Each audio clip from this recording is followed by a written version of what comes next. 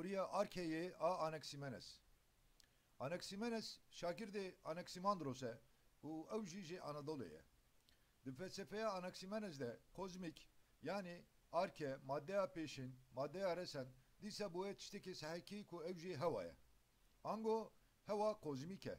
Ligor ve felsefeyi hava ape irone u besinore. Ev ramana havayı kuyaye kuja hezra hemana zindetiye derketi hole. Levra hilmgirtin u bihin zindetiye dedim merif u yekitiye laşe merif ve alikariye havayı pekti. Ligor felsefeye Anaximenes yekitiye laşe merif ve alikariye havayı zindidimine. Hava dibe giyan u khale dünyayı radipeçe.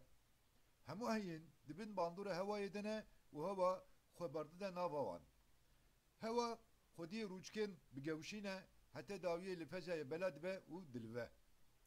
هوا خوب خواه انگو بسری خواه خودی هیزا خواه و اف هیز دناوارو کاوه ده بشارتیه. چتی کو کوزمیکی دا آفرینه جی هوا بخواه. کوزمیک جی هوای بدو شکلان دا آفرین. یک بتیربونه دو بفرقبونه. هوا هردم بوان دو دماجویان دلوه. تیربون مینا سرما و فرقبون جی مینا گرمی ته حسباندن. لورا hava bir seri xuya nake.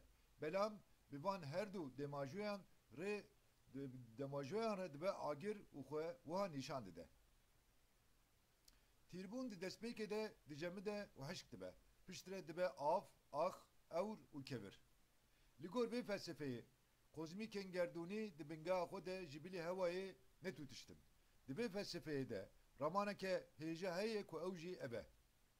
Anaximenes لسر هزرا چه بونا هوای راوستیه و کوزمی که به وصف خواه به مدایه نساندن.